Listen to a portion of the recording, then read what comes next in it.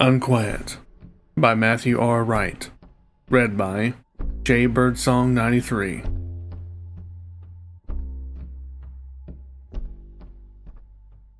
After the discovery of the long dream by a hobbyist with questionable motives, it was hard to find a quiet or even a peaceful moment at your local cemetery or graveyard.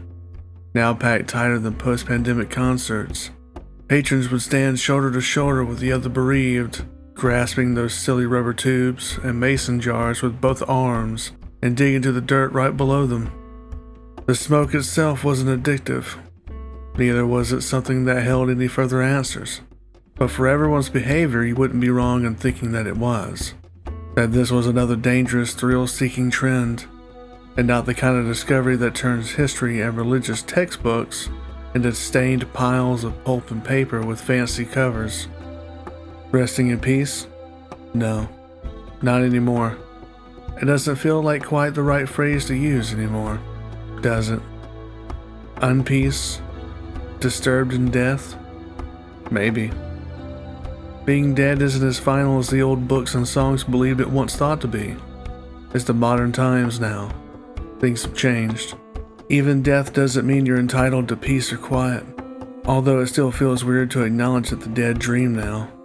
Or perhaps the dead have always dreamed, and it's not until now that we've had the insight to understand that they did, and how to see them. But when do dreams start? Here's the current theory. The dreams start at the moment of death, like the start of a film or video. But, unlike a film or video, these death dreams keep going. They keep playing, perhaps forever. These dreams don't loop or repeat. It's all new, all the time. These experiences endlessly experienced by the dreamer. It's too early to know, but the dreams are believed to be the first real evidence that something happens after death, after the eyes close and the chest exhales for the final time. The dreams we've observed emanate from the skull, like a clear smoke, unseen by the naked eye but sensed in other ways.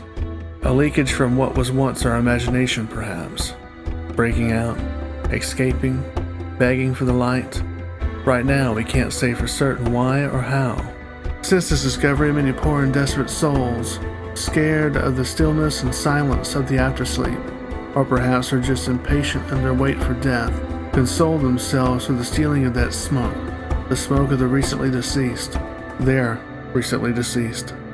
They collect the smoke in jars or in Tupperware boxes, as it passes from the overflow of the coffin through those rubber tubes that are dug deep into the dirt of the graves.